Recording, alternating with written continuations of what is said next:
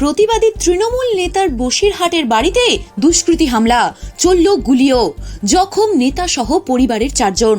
জমি দখলের প্রতিবাদ করায় তৃণমূলের এক যুব নেতার বাড়িতে ঢুকে হামলার অভিযোগ দুষ্কৃতীদের বিরুদ্ধে। ঘটনাটি ঘটেছে উত্তর 24 পরগনার বসিরহাট থানার বাঁশঝাড়ি এলাকায়। আক্রান্ত নেতার নাম আব্দুল কাদের মোল্লা। আব্দুল ছাড়াও তার মা, স্ত্রী এবং 6 বছরের সন্তানকে অস্ত্র দিয়ে কোপানোর অভিযোগ উঠেছে। চলেছে 5 রাউন্ড গুলিও।